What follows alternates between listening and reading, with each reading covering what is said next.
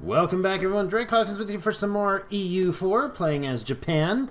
We are dealing with some diplomacy here with Bhutan. We were going to conquer them, but instead I think we're going to vassalize them. They are very interested in the idea right now because, well, now they're not threatened anymore, but they are an ally. Pretty happy with the conditions, I guess, now. So all we have to do is improve relations by 35 points. Should give us, that'll do it. So we just hit the improve relations button right now. There we go. And when that fills up, we will have the ability to vassalize them, which is great. And then we are also working on improving relations with Tidor.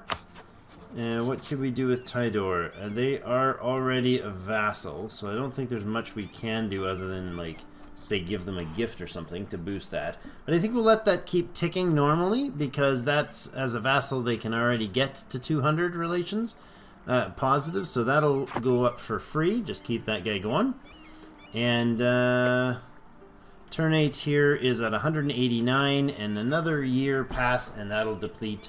We could actually just improve relations a couple points when we want to, and I think we'll annex both of those guys at the same time.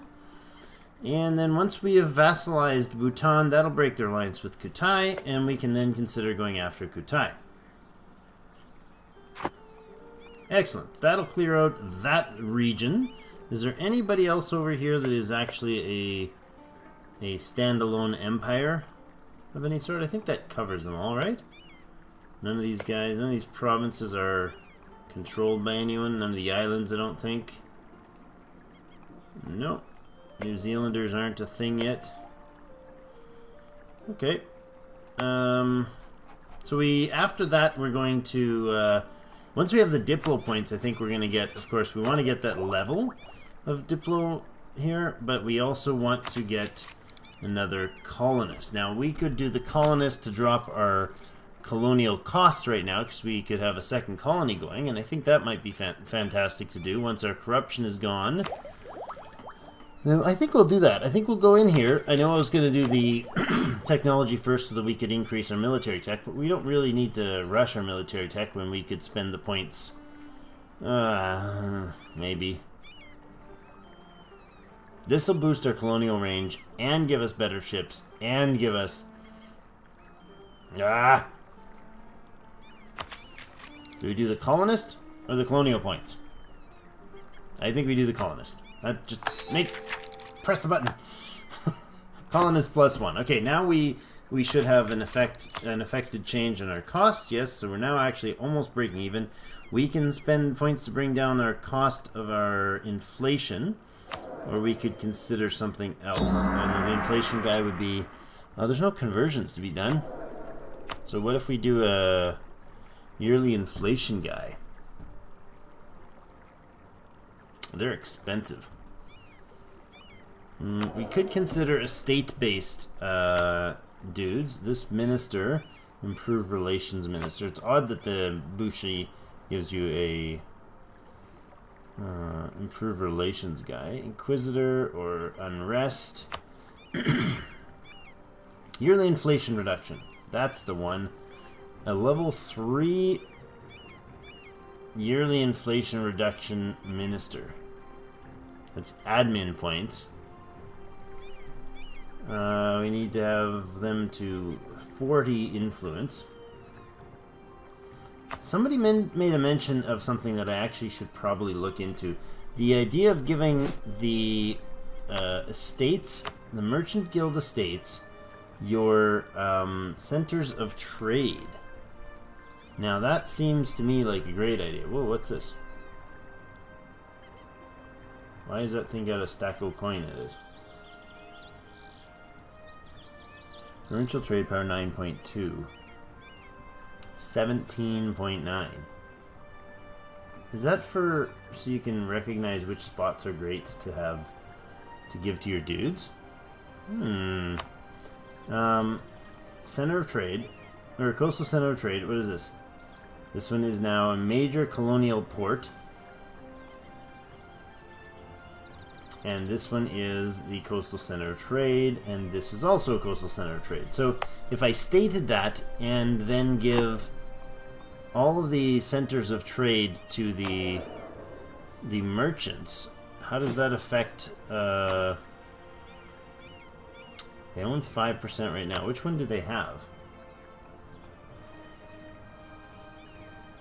Revoke this province from... Yeah, see, that's a bad province to be giving to the merchants, from what I understand, because it's not a center of trade. So if we revoke that... And who else is... And we revoke that. Now that makes them unhappy. But we could give this one to them. Makes them very happy. And we could give this one to them. 932 is our current trade. This province has what? Yeah, they are decent trade power, 9.2, because they have the major colonial port bonus. That one over here needs to be stated in order for this to work, and we do want to state this in the future. That'll be just stating that alone is half a... Ooh, that's some serious admin points we got sitting around. 107 to state that, or to core that. But that province is also then a great one for the Merchants Guild. Right? Right? What is the autonomy in this province? 78%? Why? Why is it so high? Current local autonomy. Local autonomy, production efficiency. Not what is it doing, what is it, what's causing it?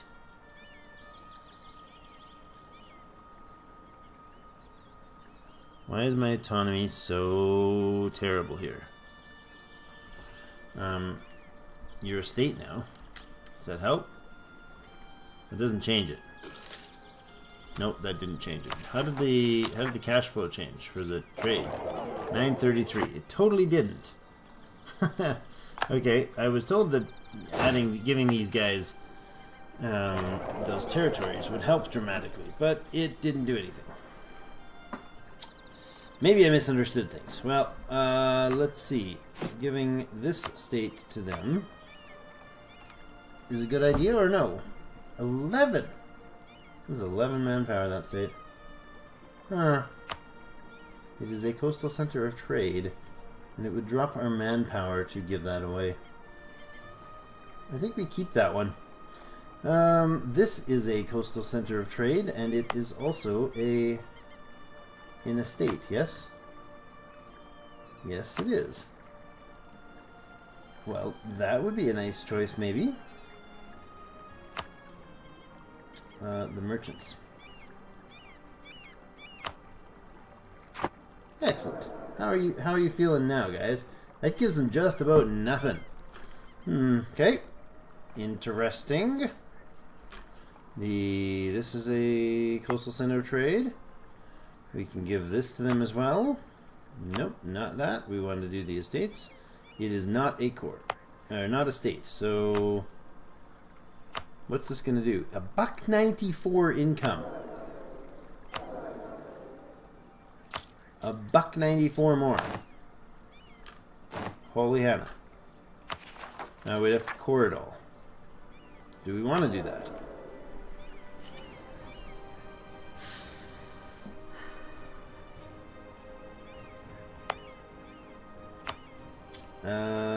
Autonomy is pretty high right now, but that would mean all of the trade in the area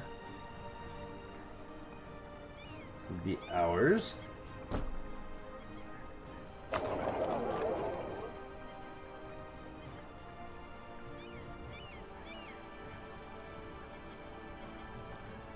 Is this place getting any trade power from incoming? Canton.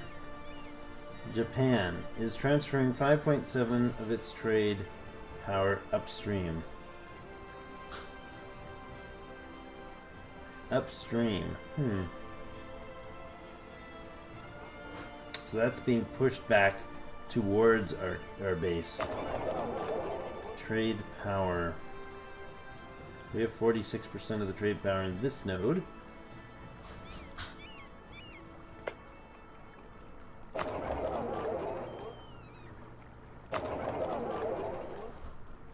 Yeah, that's being transferred up. That's being transferred up, and then this goes to here, which is which we're transferring it back down. I'm confused.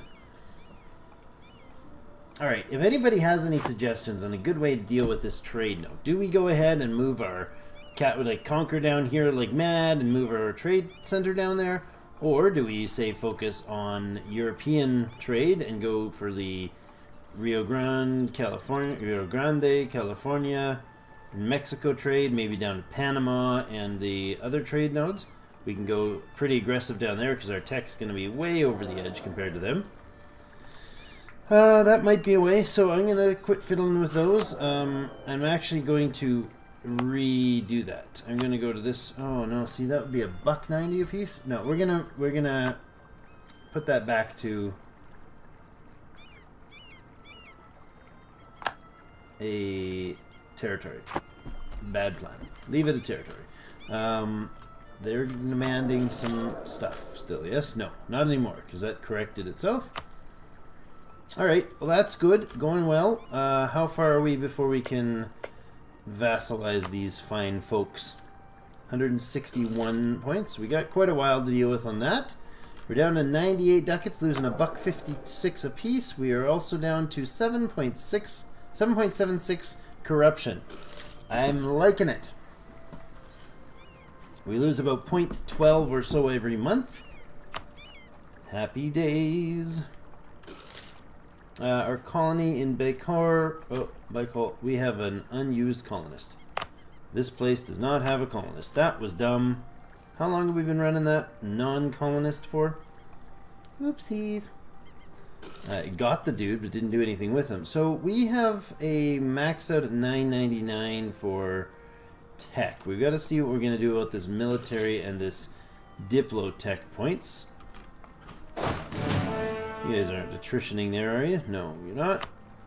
Lovely. I think we should maybe move you down to more middle of the road-ish sort of location. Do we go Kutai next? Do we go Kutai next, or do we boost our go against Korea and kind of hit them? I think Korea is going to be better territory. Now, if we went against Korea, what are they militarily? They are military level 10. We are level 10 as well, so we're par with them. I think maybe we do this. I think maybe we grab the military and move them, move all our troops back up north. We're not fighting any wars down south here. We have the Korean. We're definitely claiming some turf in the Korean area, peninsula, so let's keep that up. They're not a rival, so we can't get a big boost from, what's it called? From,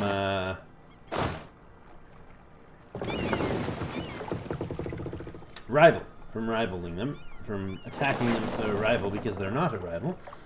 We're going to dump off there. How are we doing with the Age of Reformation stuff? Oh, right, we still have the converted provinces. We're still working on the Asian trade, which is silk, spice, and Chinaware. That was one thing I kind of wanted to do, right? I really kind of want to hit that third. Where are you? Trade goods. Lots along here, and lots down here, and then lots over here. That would be a thing to have, that spice control. There's so much money to be had in those nodes, just by trade alone. Well, we could do this admin tech. I think we should, rather than burning through all the points, but maybe... How much is it going to spend? 497. That'll leave us 300, nearly 400 points. And is that going to give us a head time bonus? No, it does not. Unfortunate, but understandable. The other thing is we now have admin points we could spend on... We could get another idea group. Economic, expansionist ideas. Ooh, I kind of like that. Another colonist and another merchant. And then more global settler.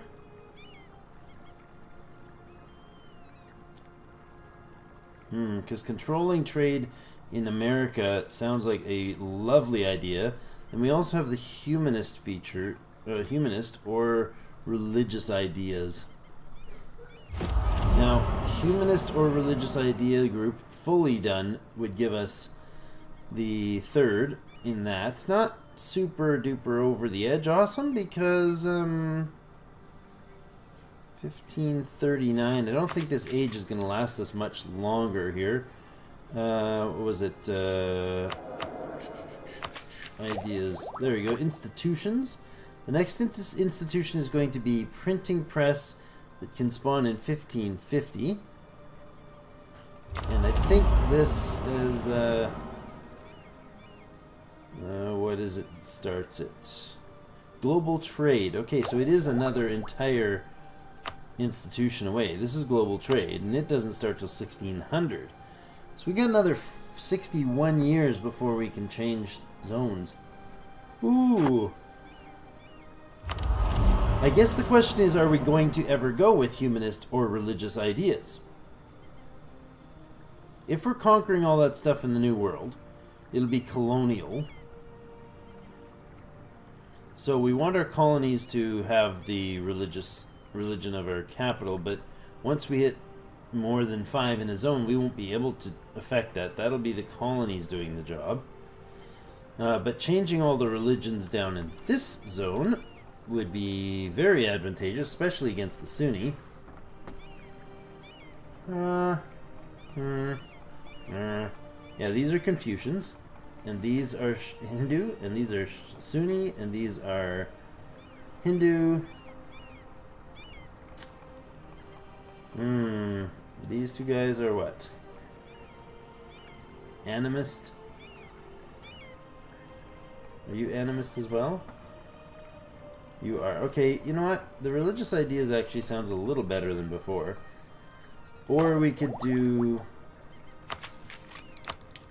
humanist. So the religious ideas gives us another mercenary or missionary. We have one right now. That'd be a nice improvement. Church attendance duty. Stability cost modifier. Wouldn't mind living in the positive stability again.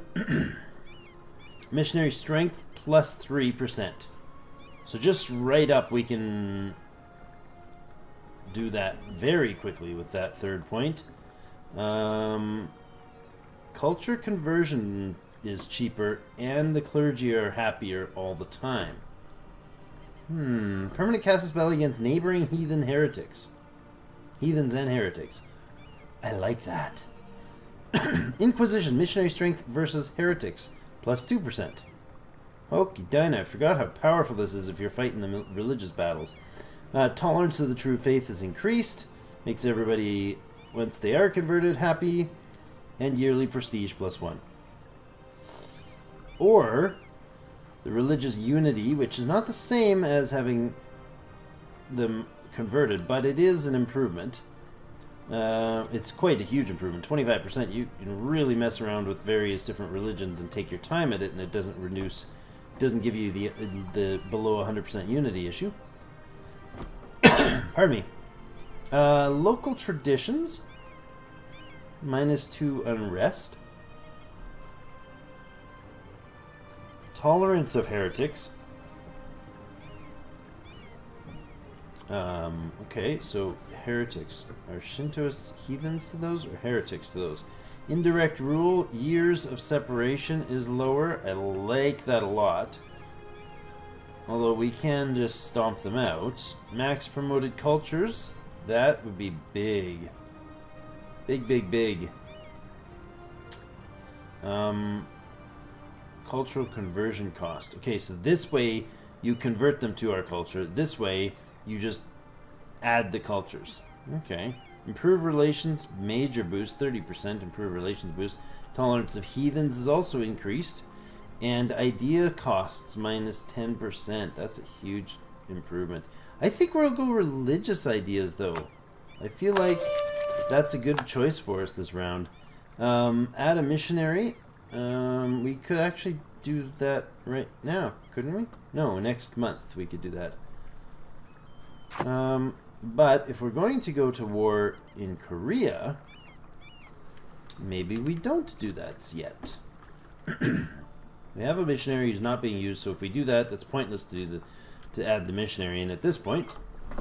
But we'll take care of all that in the next episode. We have got ourselves prepped to do the 3 improved, or add the 3 colonies in here, or provinces in here. Bhutan will be vassalized in short order, another 9 points. Another 9 points of improved relations there, and we'll get them in. Now, yeah, we will have them as a vassal, or we could just leave them as an ally until I annex these guys. This is something to consider. If I stop relations improving there. They are allied already. So, does annexing produce a... Where are you? Where are you? Hey, click. Does annexing produce a relation problem with other vassals? Or just... Yeah, so if I don't vassalize Bhutan until after these guys are annexed, then the process should be nice and easy for us. Bekol. Oh, excellent. And that gave us a base production improvement in Bekol. Local development cost is dropped there. What do we got for missions? Accumulate money and conquer Jinju. Oh, conquering Jinju sounds like a great idea. Manpower recovery and yearly prestige. We're going to be doing that anyways. Do we do the accumulate money for 10 prestige, or do we do the... I think we'll go with the conquer Jinju. State, or core that, because it is a core province, part of the state, and the other parts of the state, we got to consider what we're going to do with our merchant, but our colonist, but we'll do that next time. Thank you so much for watching. Give us a thumbs up if you will, and I do appreciate it. Comment if you have any feedback for me on some of the things we've been talking about this episode. There's so much to deal with. I would really like some feedback on the whole conquest of Korea idea. Do we want to do that? I'm pretty sure set on the idea, actually, at least up to the edge of the Nippon trade node. But this Girin, if we're going to keep our trade, that's kind of the focus big thing for me. We want all the control of the Nippon trade node, as much as we possibly can. At least all the land control of it, owning all the land that's in it, which would be right up to here, bashing Korea down to pretty much nothing. The second thing is, do we then go ahead and try to take turf in Girin? They're very low development problem. Well, so that was a 15 there. These ones aren't low development at all. 15, 15, 16, 8, 6, 9. Once you spread up there, they start to thin out pretty extensively. But I'm wondering... Was that a 20 I just saw? No, something else. I'm wondering if perhaps getting some control of the Girin trade node would help us as far as moving trade in from North America, because the California trade node and the Mexico trade node would then end up coming through us. An option. Or do we push towards having our base, or our trade node centered down here? Like maybe try to conquer all this and then plop ourselves down in this fantastic Malacca's trade node? I don't know. Colonies. Do we go Australia first? Do we try to get ourselves over into North America? Can we reach that far? Don't know. Anyways, we'll look into that real soon. Let me know what your feedback is on it. I'm very interested. I've had some great feedback, especially that top 10 ideas list of what I needed to do. Very helpful, some of it. Some of it I have implemented, some of it I haven't. Didn't quite understand the trade thing, obviously, because I thought it was going to do something and didn't, but we'll see. Thanks so much for your feedback and for joining me, and as always, I'll see you in game.